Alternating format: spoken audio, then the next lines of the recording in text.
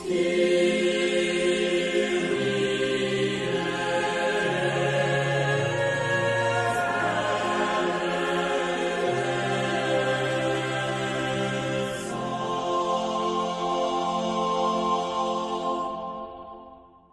the first reading today, we hear about Elijah being sent to Elisha. And Elisha is going to take over where Elijah left off, pick up his prophetic work.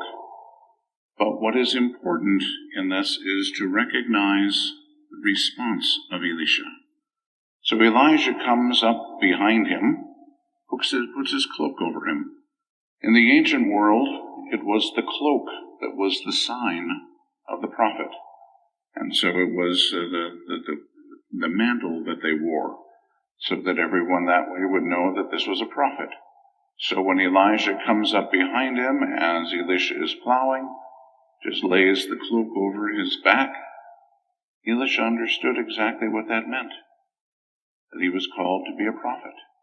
That he was called to succeed Elijah.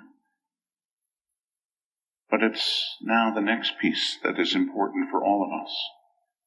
At that point, Elisha goes back, slaughters the 12 yoke of oxen, uses the plowing equipment to breaks it all up and burns it.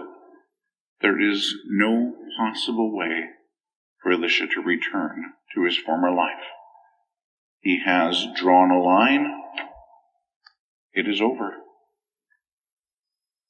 He has chosen to serve the Lord, whatever that is going to mean. Because at this point, he would have no clue what's going to come. He doesn't know how difficult it might be. He doesn't know if he's going to doubt. He doesn't know if he's going to question. He doesn't know what's going to happen. But what he does know is that whatever happens, he cannot turn around. He can't go back. There aren't any more oxen there. There's no plowing equipment. He's done. He has changed his life. He has turned to the Lord. And there is no looking back. We have to look at that for ourselves. Are we willing, I mean truly willing, to do whatever it is that God asks us to do? Most of us will give lots of lip service to that. Oh, whatever God wants. Yeah, as long as God wants what I want. No. Do I want what God wants is the question. Am I willing to do what God wants? Am I willing to live my life for the Lord? Because we must understand again where we're headed. I keep telling you things are going to get worse. But it's not just that things are going to get worse. You see the mobs, you see the nonsense going on out in Seattle right now and all this nonsense. Yeah, these are some really deranged people doing some idiotic things. That's not what this is about. This is a battle of good versus evil. Period. Every single person will need to make a choice. It is either God or it is Satan. There is no in-between. If you try to find an in-between, you have chosen Satan. It is just that simple. You either are 100% for the Lord or you're with Satan. That's how serious this is. So now let's come back and ask again. Are you willing to do God's will? Are you willing to let go of everything? Because we're going to have to. Your money isn't going to mean a thing. Where we live isn't going to mean a thing. Anything that we've been holding on to isn't going to mean a thing. Are you willing to let go of it all? Are you willing to say to God, I will do whatever you ask? Symbolically speaking, I will slaughter the oxen. I will burn the plowing equipment.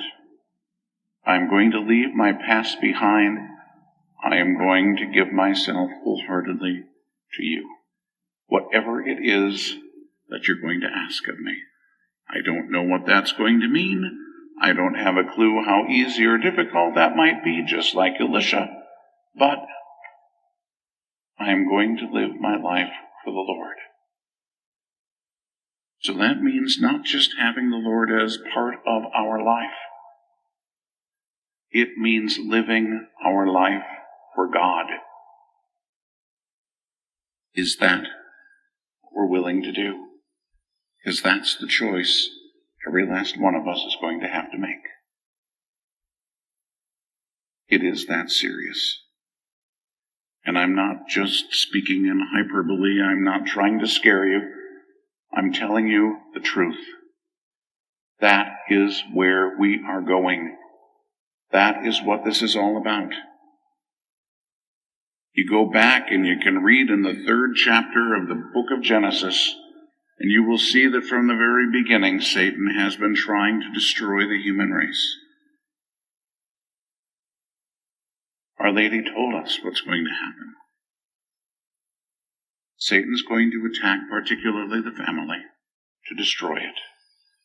He's going to attack the church, because that's the family of God, to destroy it. He's going to attack everything that we look to for security. It's all going. Just as Jesus one day walked with his apostles into the temple, said, look at all these things. The day is coming when they're all going to be gone. Not one stone will be upon another.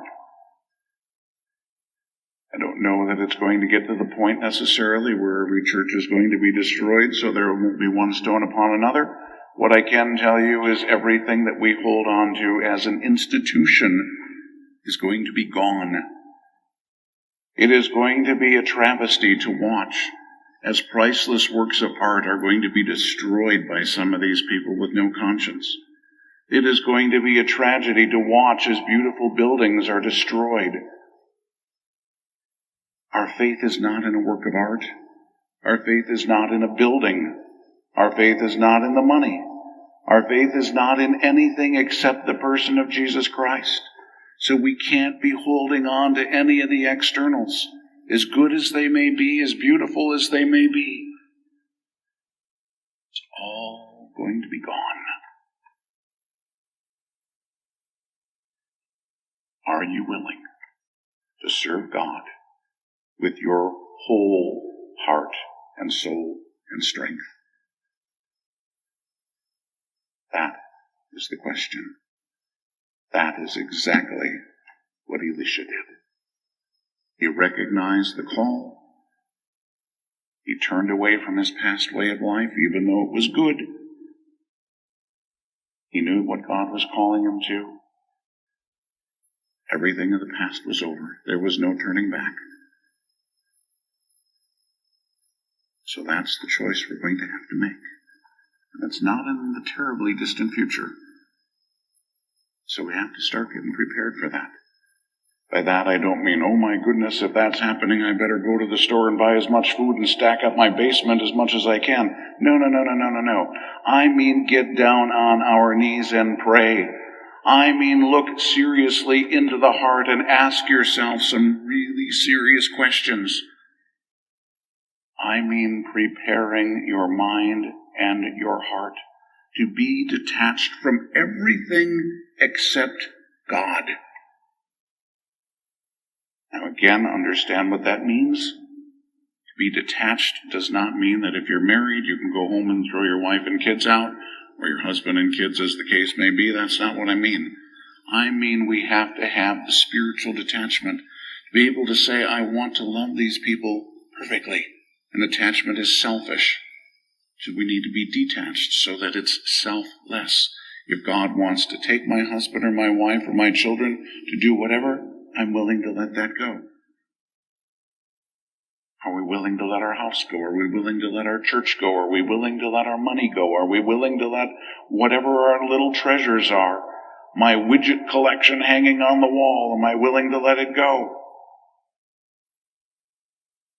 Is there anything in your life that is more important than God? While we will all say, oh no, ask yourself, if God asked you to give this up, how important is it? Are you willing to slaughter the oxen? Are you willing to burn the plowing equipment? Are you willing to walk away from your farm? Because that's what Elisha did.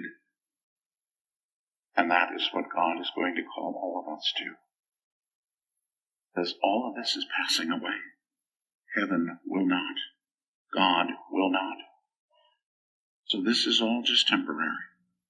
And this isn't, what I'm talking about isn't going to be a hugely long-term thing. Sister-in-law called me yesterday and was asking all kinds of questions. I said, don't worry about it. It'll all be over with in about 4 years. Don't worry about it. It's going to be a little ugly between here and there. It's going to be more than a little ugly. But it's not going to be tragically long. It's going to be long enough that Jesus himself said, if the time were not shortened, even the elect would fall astray. So don't think this is going to be a cakewalk. We have to be serious. Absolutely serious. It is God or it is Satan. Just be that clear. It is good or it is evil. There is no in between. So we have to make our choice. And that's what we have to prepare ourselves for. That's what our hearts and minds have to be prepared for.